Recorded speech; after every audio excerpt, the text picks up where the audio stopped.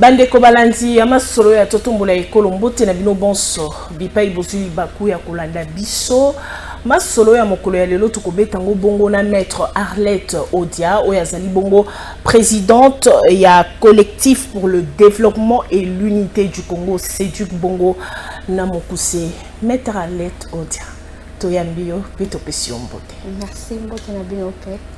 Mbala liboso toyambayo on espère que et kozalambala soukate. Non, ça va toujours wana pendant ce sabbat na Congo. Maître Oza, présidente ya Séduc. Séduc est un mouvement politique. Avant, ils avaient une association. Après, to kanisa ki okoko ma parti politique moke ko s'affilier na PPRD. Okoko e c'est lo nini o e séduire yo pour s'affilier na PPRD. Il y a liboso na koloba bwe. Pourquoi tu commis un mouvement politique et non un parti politique? Peut-être mingi bakanisa ki que et un parti politique. C'est parce que pour l'instant, mboka biso ezangi ba parti politique te. To kaka kutu ndenge ba citoyen ba lobaka ko mboka oyo ego kende na okomati une affaire à ba 1000 partis. Et mingi ba baza ko créer ba parti eza pona kaka intérêt ya koluka ba poste. Mais nzokande à notre niveau, le problème n'est pas celui de poste parce que tout le monde peut belé bazan na ba poste mais concrètement ba osali loko moko te pona Congo. Biso tozo luka ba o bakambi ba kozala. Na ebonga bakoka ko lengela malamu pe ko changer véritablement social ya ba congolais. OK. Nde to mona ki boye. Tokokaki na biso ka ko pesa makasi na biso na moko ya ba parti politique oyo ezali déjà. Tokokaki ko pona ba parti à pouvoir pe lokola ba parti à opposition. Mais pour ba parti à pouvoir, boyebi que la population azali sous d'accord te na ndenge o mboke zotambola. Pasi ebelemi bisika na bisika. Bato bazana misolote pona ko satisfaire ba besoin na bango. Muto robunda afongola ta place na ya koteka, c'est à longueur de journée que bato ya l'état bazo le kawana bazo luka koe ba capital ya motote ba difficulté au moto aza kokuta na ngote ba ko sala e tracasserie après ba bandi ko lobake pas konde tombola ke kolo mais bobosani que l'état azana na responsabilité ya ko accompagner ba commerçant wana na ba secteur nyonso tala électricité et on paie sa passe ils ont quand on peine que la kotambusa petit commerce mai na ba pompe ya bato ezate classe ya bana tout est difficile tout est compliqué alors que to outil na kozwa bokonzi ya alternance et face à déception totale de la population congolaise kobanda na Kinshasa ti na intérieur à province tozala ki lisusu na nzela ya ko accompagner un parti ya pouvoir ndeto ekozwa un parti à opposition et toponi PPRD. Na tanga tweet no moko na ko tanga rapidement na mona kiango lobi j'ai la chance de n'avoir ni fait ni suivi la politique de notre pays avant 2018 sinon j'aurais eu une mauvaise compréhension du règne de Joseph Kabila. Aujourd'hui, je l'analyse à distance. Je sais le faire objectivement. Tu t'es réjoui, non, de rejoindre la famille de Joseph Kabila. Pourquoi Ebisabiso Nini Oyo et Salemi après 2018 où est convaincre Lelo ou s'est réjoui pour rejoindre PPRD. Il y a liboso na lobby avant 2018 na salai politique. Donc nazaki na kati entrepreneuriat, nazaki na kati ya koyeko la mosala na avocat parce que c'est ce que je suis depuis 2014. Naeko comme en 2018 élection et salemi alternance yeli biso na kati ya mboka. Mais avant to comme en 2018 Nathalie politique ndeza kotambola libanda mboka naza komona comment l'opposition et la majorité bazaka binemité. Parce que et opposition et majorité va contribuer à un développement en Mboka. Total ndenge za otambola na France. Total France ya musika. Total attaque na kati Afrique. Ndenge opposition zo tambola na Sénégal, na Côte d'Ivoire, na Afrique du Sud, na Bamboka, moi mingi. Au moment que le combat à chaque camp politique ils ont apporté le meilleur pour la population. Pour que la population soit oh wana ton bazaki na pouvoir bango basala ki bien tala tozwa ki boy ba oh basali bien au fur et à mesure ils ont cultivé maturité politique ya population pour ko kana ko salaka ba meilleur choix na ba élection. Mais awa na mboka na biso et comme binemi on a observé comment l'UDPS est diabolisé qui Kabila à l'époque au bango bazaki en opposition talaka lelo tozo lobela makambu ya guerre na este ya mboka au moins opposition oui nazo personne un exemple moké opposition ya lelo biso nyonso toza ko soutenir ba FARDC na biso toza ko pesa mokonzi ya mboka makanisi ya koloba kabwana na Kagame kabwana na ba o nyonso bazaka binemi ya Congo o bayaka koyiba ba richesse na biso po bango batombo ma biso toza toujours na se. Mais kanisa siko à l'époque ya UDPS azaki na opposition. Est-ce que tikala ko soutenir ba FARDC na biso? Non. Azako benga nyonso tout ba guerre eza ba mascarade ya Kabila azako boma batu azako sala ba guerre wana pona profiter nango. Donc l'opposition d'hier n'avait pas accompagné la gouvernance et l'État, bien au contraire.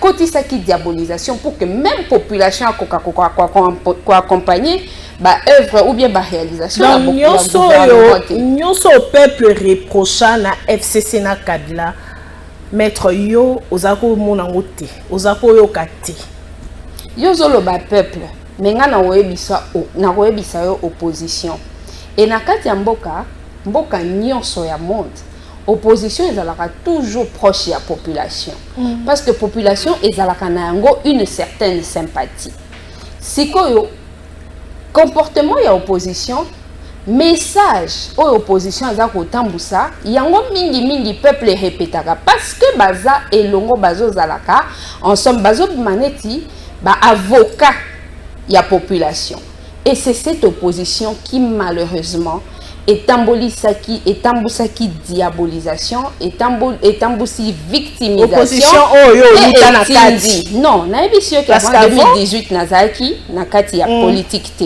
donc natikala osala opposition te avec l'UDPS ou avec tout autre parti ngai atako na ye kokota na kati ya politique na koti na UDPS après élection au moment où UDPS azaki déjà na pouvoir bien avant cela nazalaki na kati ya politique te donc na sala pe opposition te c'est l'une des raisons etindi que na kota na ngai na opposition to kota na biso na opposition plutôt que na pouvoir parce que il faut que population na biso kokana comprendre que même au sein de l'opposition on sert la République et biso tondimi en âme et conscience to servir population congolaise na kati ya opposition pe totalisa ye que na mibu ezako ya liboso soki bomemi biso na pouvoir nous ferons mieux.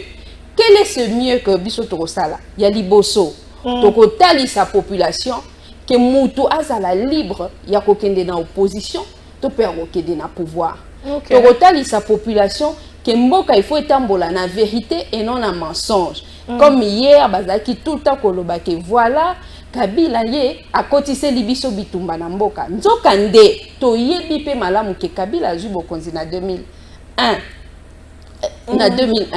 et que bitumba na kati ya mboka na biso eza avant Kabila avant même Mouzé le père. Parmi les choses qui avaient été reprochées na Mobutu, c'était la mauvaise prise en charge il y a situation sécuritaire na biso na kati ya mboka. Mais depuis Mouzé aya, depuis Joseph Kabila aya, on a tout oublié opposition, l'opposition d'Étienne Tshisekedi et sa population que bitumba et bandi kaka na Mouzé, bitumba et bandi kaka na Joseph Kabila nde biso biloko wana nous allons nous battre pour na koboya lokuta et tambusa ekolo. Mais exacte l'écolo ya Joseph Kabila nde baobi asalaki mixage, brassage na ya armée ya wana lelo nde armée na biso eza faible. Ce n'est pas ça. Madame, et en plus, admettons même que ce soit le cas. Le président Tshisekedi, il est le commandant suprême ya FARDC. Mais quel est le travail au Bango Bazo Sala pour que si réellement il y avait ce mixage, que Bajoa, ba brebis galeuse bati paille, na ba soda, oh, il y a loyauté bati kala la kati ya FARDC. Au moins, pourquoi biso to boya ki kotambola na bango? Parce que même au kati ya opposition, batambusi mboka na lokuta. Bakomi na kati ya pouvoir, bazo continuer kotambusa mboka na lokuta. Mais en plus, baza ko gouverner mabe. Naza sur ozoyoka. Lelo bozo reprocher nini na président de la République Félix Antoine Tshisekedi par rapport à guerre ou à Est pour y akouti yango maître. Essentiellement la mauvaise gouvernance. Guerre, okuta yango te, soki gouvernance na yo eza malamu okolonga yango. Atako mususu ekoya, mais o nanu yo ekosalema pendant ta gouvernance et ton règne, okosilisa yango. C'est le cas avec Joseph Kabila. Oyebi ke M23 et Banda kotungisa biso depuis kala, mais en 2003, M23 avait été mise en déroute. Quand on a ça pour et bandi pe sili sous la gouvernance de Joseph Kabila. Donc il faut n'entomi tout na. Guerre wana ezana en jeune. Ba o bazo bundisa biso bazo bundisa la biso nini. Si on a répondu à cette question, tokoye ba quelle thérapie appliquer pour toko mana ba solution. Ya liboso il faut koye ba boy.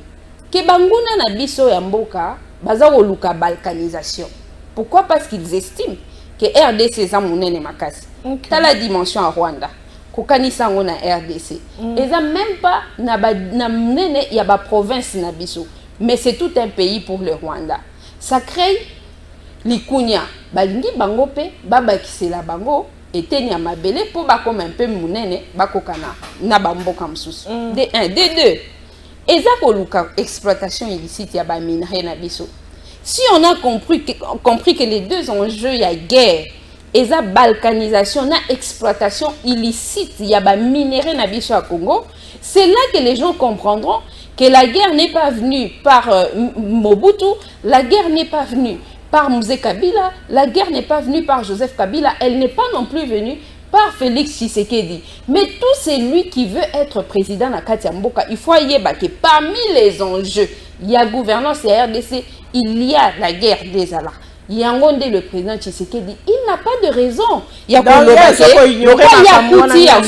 il y a azana droit à kosili sangote, mais ceux qui azana droit à kosili sangote, atike bonga, bao bazana maela kosili sango, basala musala wana yango biso toza kosenga. Mais d'abord oti kolobela yango, mais mingi communication na ye toyokaki yango kolobate. Ce qui est, aza aussi ça batune makambo ya guerre te, parce que yenda bandi yango te. Balobi batune makambo, alobi batune makambo ya guerre te. Parce que yé anoma ba généraux te depuis aya. Comme si atako anoma ki ba généraux, alinga ki azwa bango libanda ya armée. Alinga azwa bango kana mulongwa ba colonel, nde ba ekokoma wana. Ça c'est vraiment regrettable. Et puis il y a mususu na rolobezane. Le président Joseph Kabila zaka koloba mingi te. Et na oyo etali c'est l'homme le plus silencieux du monde. Mais tango masolo etali insécurité. Etali guerre, azaki koya ko communiquer na population. Parce qu'il faut azala na discours moko dissuasif et bangisa banguna ya mboka. Il faut azala na discours moko rassurant et rassurer population que la situation est sous contrôle. Donc au moins que dans d'autres circonstances akoka ki ne kolobate, mais au etali sécurité en mboka, il sortait toujours de son silence pour faire peur d'abord à l'extérieur et pour rassurer l'intérieur. Mais contrairement à Félix Tshisekedi, quand il doit se taire, c'est là qu'il parle. Quand il doit parler, c'est là qu'il se tait. En ce moment, la population a besoin d'être rassurée. Bande qu'on a biso ya biso to musika. Bande comme sous to na Kinshasa, ba misusu bazana ba Lubumbashi na ba Matadi et tout, toza ko yoka sango ya guerre na musika et loba nango jila lingete. Mais il y a des gens on ndenge to fandi boy, ba yoka masase zo beta. Ba yoka bana bazolela po ba lever bango po bazo kata bango mitou. Ces gens-là ont besoin d'être rassurés par le commandant suprême. Il y a FARDC. Biso en tant qu'opposition. Tout ça, on peut se soutenir à Biso na FARDC. Tout ça, qu'on encourage la population à soutenir FARDC. Mike pe a misolo o toza nango. Tout ça, on kangisango kotine de la bande qu'on a kati à FARDC. Mais voyez la légèreté avec laquelle ceux qui dirigent bazako ko analyser situation ya. Non, okoko lo babongo te pour porte-parole. Il y a un gouvernement où tu as un point de presse. Mais comme ça, la point de presse, porte-parole, il y a FARDC à la police. Voilà.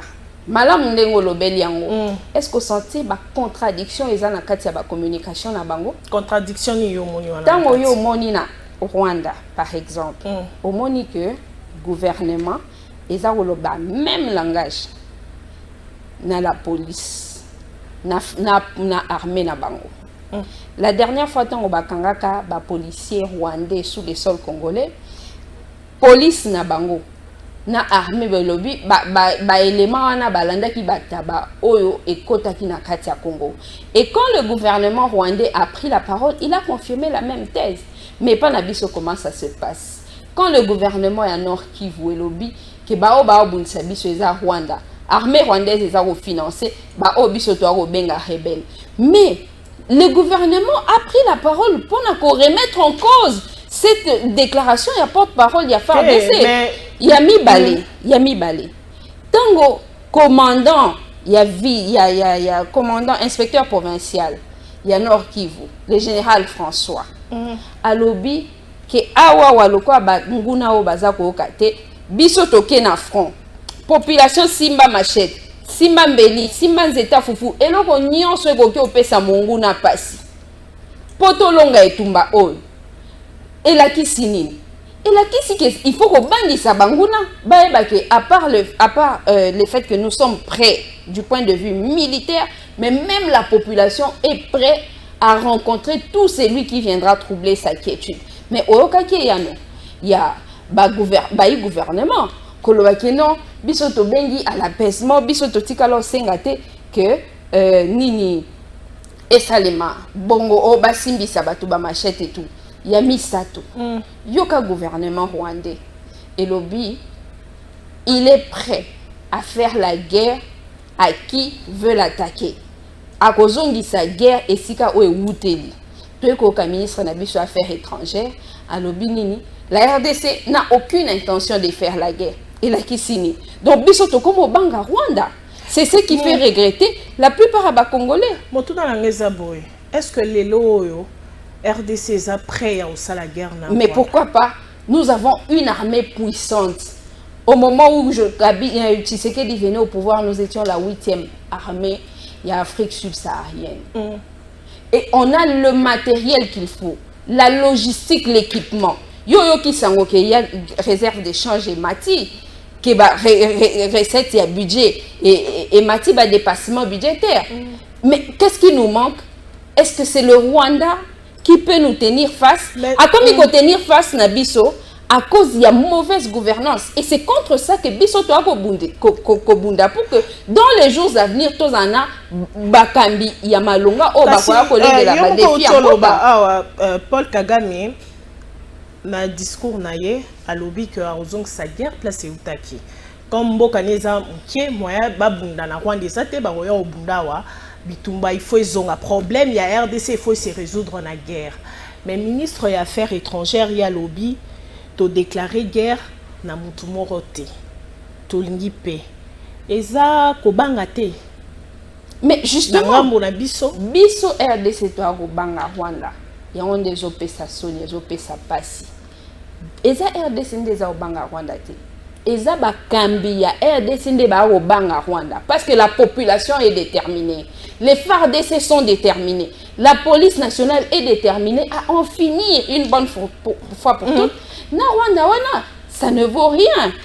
Par rapport à la dimension, par rapport à la population, par rapport à oyo biso to anangolo kwa nkita. Lokola ba atu na o bango ba Rwanda bazana ngo. Mais bakambi o tozana bango. Bango baza kobanga. Ebi baza kobanga pona nini? Parce que baokela conseil à Kabila te. Lorsque alternance est Salemi, Joseph Kabila a talisi Tshisekedi que mboka oyo babundisaka yango likolo ya richesse, likolo ya superficie.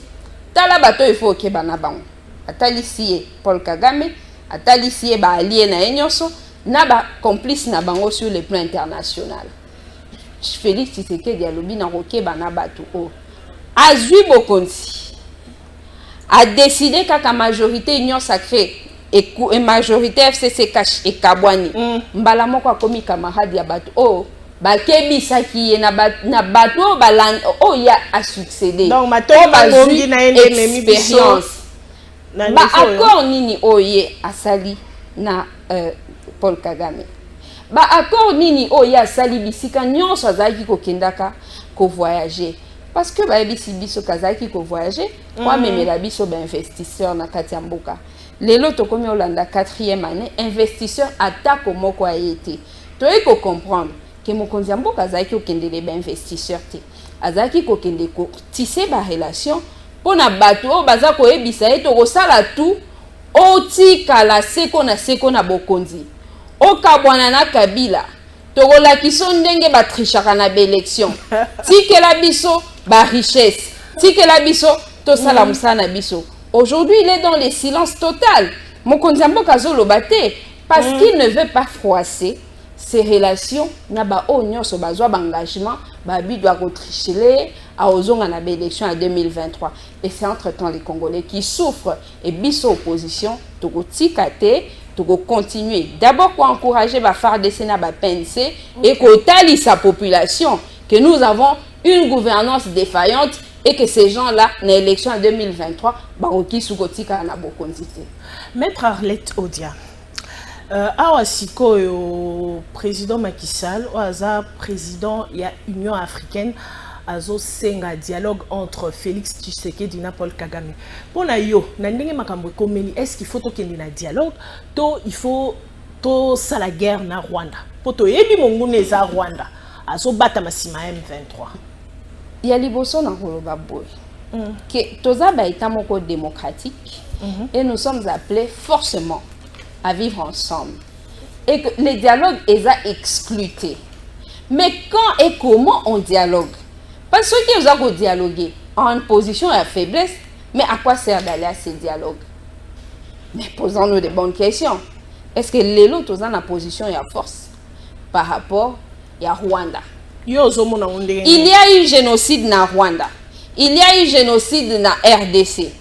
Mais président rwandais n'a jamais été s'incliner dans le génocide na biso à RDC. Bien au contraire, Ani Yakango, alobi bango ba boma na bango ba congolais te. Contrairement à Félix Tshisekedi qui est allé s'incliner dans le génocide rwandais. Au moins déjà qu'il y a côté biso na kati ya déséquilibre. Et si on doit aller transiger, on doit aller dialoguer dans ces circonstances-là, on va dialoguer dans la position à faiblesse. Bon, surtout que à dialoguer, bah okani Kebaka Bolaka Congo pour l'équipe.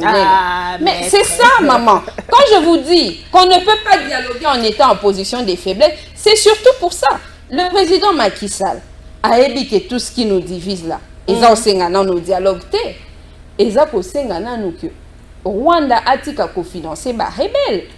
Ils ont sengana que ba o baza ko financer pe Rwanda, ba tika ko financer pour ya tika ko financer ba rebelle. Il n'est pas encore question. Médiation. L'Union africaine devait se lever pour reconnaître qu'il s'agit d'un terrorisme, reconnaître qu'il s'agit d'une guerre. Mais l'Union africaine c'était. Peut-être en dialoguant, de bakoki ko kolobela ba pona nyonso. Eza makambo ya ba famille te ke mama kulutu na mama leki ba yo kanate bana to banoko ba fandisi bango. C'est question d'intérêt, c'est question d'État. Donc, on ne va pas dialoguer dans n'importe quelle circonstance. Yangondo Yoka, que s'agissant même de dialogue, il faudrait que le dialogue se fasse d'abord entre Congolais. Et qu'on l'a dit, Samana Makanisi, le président Tshisekedi, oh, il y a Lobaka quand il prenait le pouvoir, qu'au problème congolais, les solutions congolaises. Donc, avant qu'il y ait une solution libanda mboka, il faut une solution à Katiamboka. Les Congolais ont déjà compris que tous ceux-là qui nous font la guerre sont les alliés de Félix Tshisekedi parce que ba promettre balongisa ye na maponami o ezakoya na 2023. Mais le président Tshisekedi ne peut pas sacrifier toute une nation à cause à cause d'une satisfaction personnelle. C'est-tu qu'en tant que mouvement politique ils ont proposé il faut tout ça appelle ma proposition te o ekoiko sunga pour la guerre wana est. Il y a liboso to lobaka yango. Notre première proposition est que le président Tshisekedi doit se délier des accords obscurs au Salina Paul Kagame au pe Salina ba allié mususu ya Paul Kagame. Et nous sommes sûrs que ces accords n'étendent que à lui garantir le succès et la tricherie à l'élection de 2023. Il n'est pas normal que tout un peuple soit sacrifié tout simplement parce que l'UDPS doit revenir au pouvoir et par n'importe quel moyen. Ils ont encore un an. Babunda à l'interne, babongisa social, il y a ba Congolais, babongisa makambo etali guerre. Peut-être ils pourraient se donner la chance, mais parce qu'ils savent que gouvernance ezaka Mabe, ils ne sauront pas se ressaisir. Alors tout ça l'alliance na babongisa Congo, azomona teke ezopesa biso pasi. C'est ça notre première proposition à Kabwana Binemi à Congolais. Ensuite, à organiser un cadre de concertation locale, à la communauté locale, à la proposition de la société civile. Pour Est, nous avons tout ce qu'il faut, l'armée, les moyens, la logistique, tout ce qu'il faut pour combattre le Rwanda et peut-être en faire l'une des provinces de ce pays. Maître Arlette, au moment que les lots division na mbokeza na guerre ezo simbate pour les lots ce qui guerre est continuer et même bisoti 2023 oyebi que élection est kozala te photo cha nyonso na se tozala uni pour na kotala na likambo guerre tout tika na makambo ba élection pour ce qui lobby élection ezate pour na guerre au Borosani. Au pesinga raison na makambo nga na ebisio que ba oyo basali ba alliance na mokonzi na biso ya mboka nyonso eza calcul ya 2023. Celui 2023 élection est salimité. Voilà article 70 de la constitution lobby donc mokonzi ya mboka ce qui peut 2023 élection est salimé. Voilà biso to tricher leo. To yebi ndenge to salaka pour mokonzi ya mboka aumela libela aumela seko na seko. Mais biso opposition tokotika makambo ane lekate population congolaise a kotika makambo ane lekate parce que ceux qui dépassent à gagner l'élection en 2023 ça veut dire que population nyonso tokokufa après 2023 parce que la mauvaise gouvernance maman et boma mboka nous sommes en pleine mauvaise gouvernance yango déjà ko bomela biso mboka biso na bango to abine contrairement na bango to bazaki na kati opposition bazaki ba ennemi ya bato bazaki na pouvoir biso to abinemité tozo sala nde ba analyse tozo sala ba proposition concrète na o etali bonne gouvernance lelo soko tuni ba o baza na pouvoir IDPS na bande ko na ba union soit union sacrée que nini o bino bo sali population réponse na bango ezakaka botuna no 18 ans mais on vous pose des questions concrètes qu'est-ce que vous na 2 ans, na 3 ans, na 4 ans, na bino, vous avez déjà fait pour la population. Mais, ceux qui répondent na bino, et Rosala Kaka 18 ans, en tout cas, il faut qu'on dise ma opposition et ça, les maïpi, toko salango. Mais le lot, nouvelle élan et musique, boy, comme marché na, et longo morona FCC. Et boy, boza na marche le 3 juin, boy, comme marché na FCC pour bango balobi, FCC na kabilande baza na sima ya kolela na bango balela rabutu moi vérité de urne. Politique, il y a diabolisation, il y a mensonge et rouler qu'à sous-souter. Pourquoi?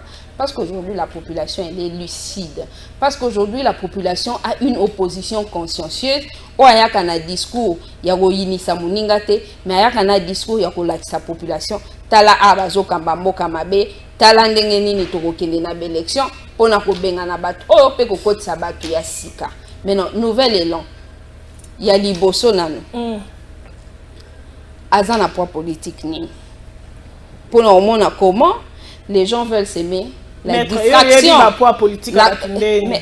poids politique et ses contrats en cours de mandat. Le poids politique, ça s'apprécie en fonction yaba élu dans la Assemblée nationale. Oh, il y a gouverneur Ngobile Salika lobby sortie officielle. Déjà, parmi les 5 premiers grands partis politiques à mais parce que à Sombi ba député non, à partir de ce moment ceux qui déjà sont ba député naé ils se donnent un poids politique. C'est parmi la monstruosité où les régimes, il y a eu des PSM, mais ils sont en boca, qui au cause aux 8 mandats, na parti PPRD, et en cours de mandat, au bin a commis mutua IDPS. Donc au cause à l'osa mutua PPRD, en cours de mandat, au commis mutua il y a ACP. Ça ce sont Babiloko et Koka qui ont salématé avant, parce qu'on n'a pas vu Kabila faire des choses comme ça. On n'a pas vu Mobutu faire des choses comme ça. il respectait toujours les choix politiques ya mutu na ndenge bandeli mandat ti ndenge koke kosilisa mandat. Sous le régime de président Félix Tshisekedi, ce n'est plus le cas. Ndomoni ke tango otangelanga ACP oke kuna okuta baza ba député, mais nouvelle élan za député ni il n'a pas de poids politique. Donc quand un parti qui se dit, pardon, hein?